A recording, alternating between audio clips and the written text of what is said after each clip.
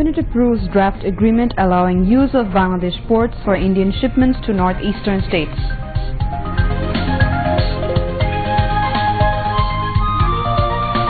High-level government committee submits proposal suggesting abolition of quota from grade 13 to 9 in government services.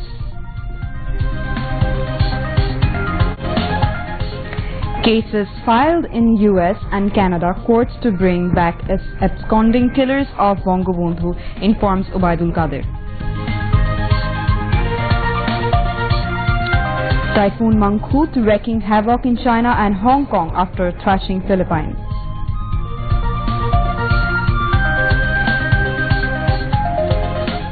And Bangladesh outplays Bahrain 10 goals to nil in AFC Under-16 women's football in Dhaka.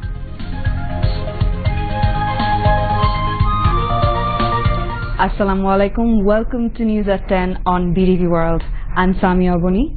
And I am Imtiaz Siddiqui. You just heard the headlines. Moving on to the details of those and other stories.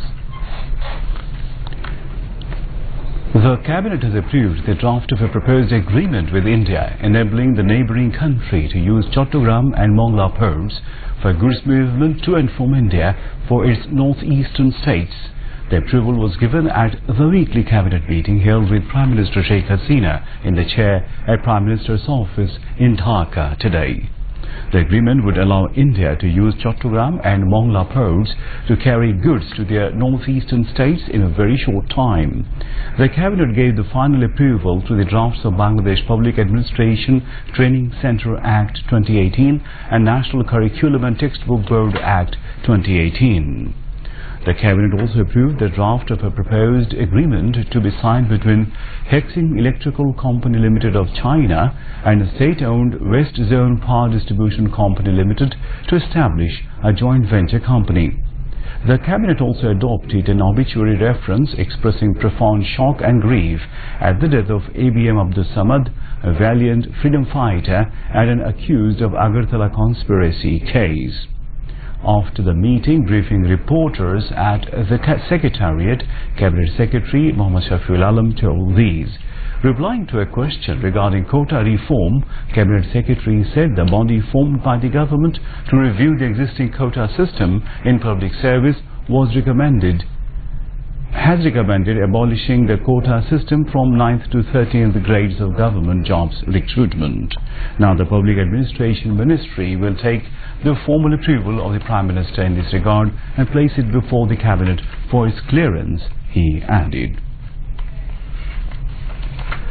Prime Minister Sheikh Hasina has given financial assistance of 1 crore and 75 lakh taka to 12 persons, including the BNP Jamaat arson attack victims and ailing Awami League leaders and workers.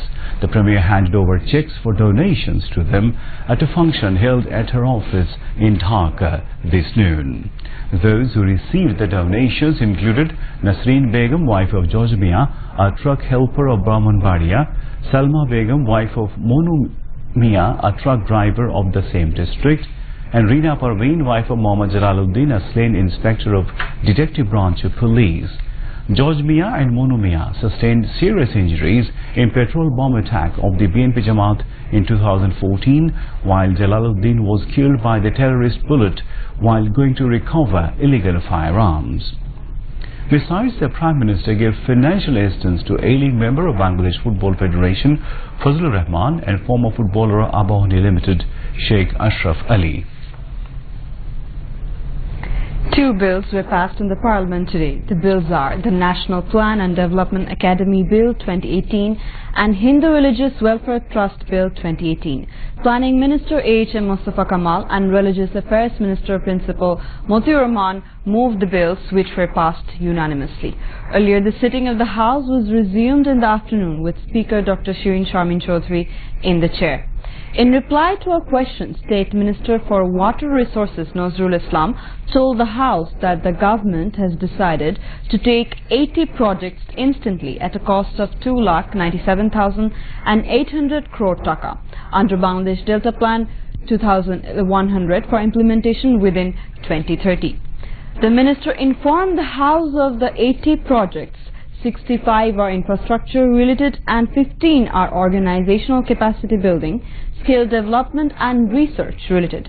Besides, the government adopted Bangladesh Delta Plan 2100 aimed at ensuring water and food security, economic progress and sustainable climate. Replying to a question, Fisheries and Livestock Minister Narayan Chandra Chondo told the House that the government has undertaken some projects. Those are being implemented to increase fisheries production in the country. He said that Fisheries Department under Fisheries and Livestock Ministry has been implementing 13 development projects during the current financial year. The Cow Communicable Disease Prevention, Control and Eradication Bill 2018 was placed by State Minister for Health and Welfare Zahid Malik.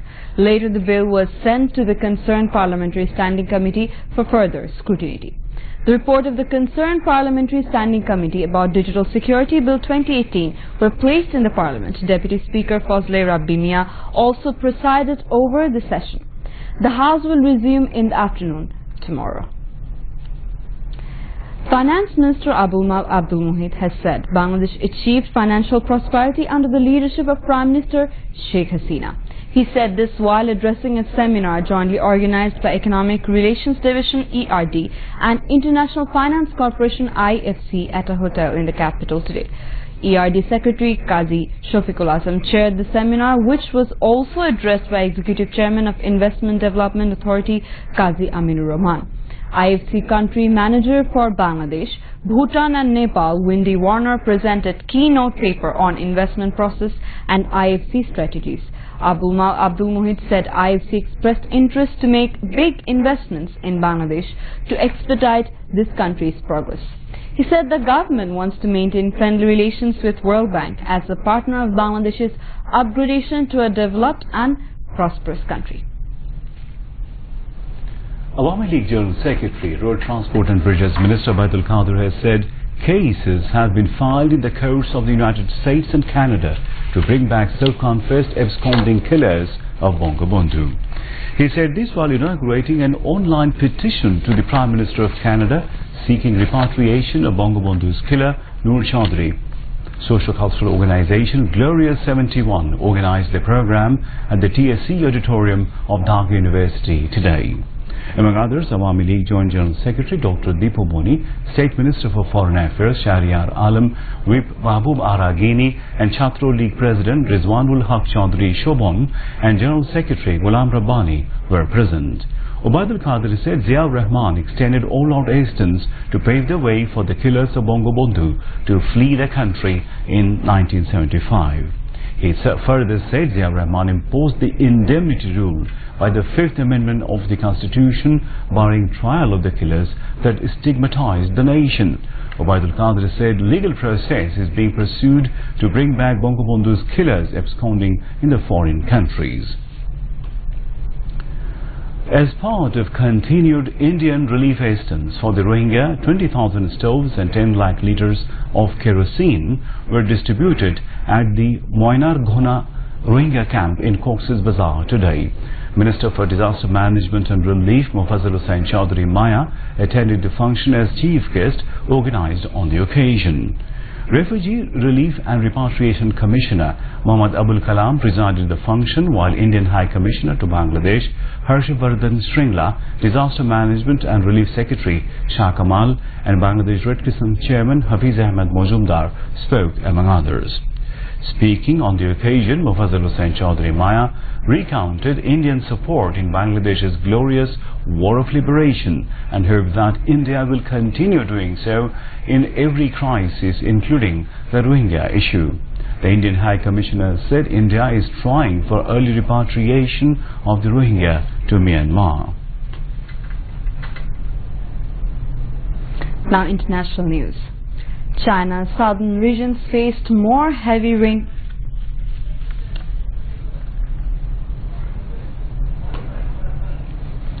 China's southern regions faced more heavy rainfall today due to devastating typhoon Mangkhut.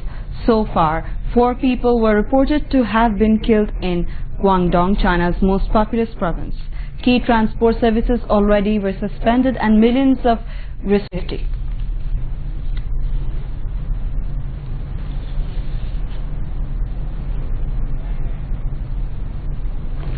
The coast city of Wilmington of North Carolina, state of USA, has been completely cut off from the rest of the state because of deepening flood waters caused by Hurricane Florence.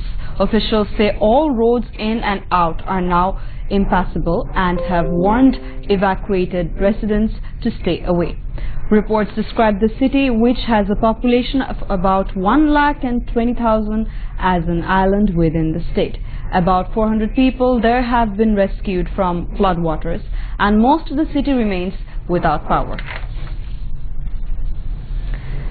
At least 2 children were killed in raids on Sada province of Yemen as the UN Special Envoy arrives in Sana'a for peace talks. The children were from an internally displaced family who had recently relocated to Maran after their home was destroyed. The UN Special Envoy for Yemen, Martin Griffiths, has been pushing the warning parties to restart peace talks and arrived in Sana'a on Sunday to meet the Houthis as fighting resumed in the port city. Martin Griffiths' visit to the capital comes after his push for peace talks last week with representatives from Yemen's internationally recognized government, and the rebels fell apart before they could officially begin. Since 2015, Saudi Arabia and the UAE have been carrying out air raids on Yemen, the Arab world's poorest country, in an attempt to reinstate the internationally recognized government of President Abu Rabu Mansour Hadi. And now news on sports.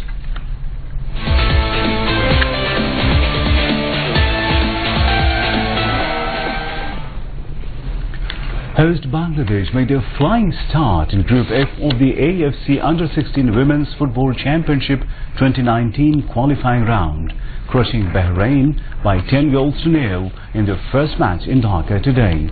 Skipper Maria Manda, Shamsun Nahar Jr. and Oching Mogini scored 2 goals each, while Anai Mogini, Shamsun Nahar Senior, Sajida Khatun and Tohra Khatun netted 1 goal each for Bangladesh. In the remaining matches, Bangladesh will face Lebanon on September 19, the UAE on September 21 and Vietnam in the last group match on September the 23rd. To end the bulletin, let's recap the top stories. Cabinet approves draft agreement allowing use of Bangladesh pearls for Indian shipments to northeastern states. High-level government committee submits proposals suggesting abolition of quota from grade 13 to 9 in government services. Cases filed in US and Canada courts to bring back absconding killers of Bangabandhu, informs Subaidul Qadir.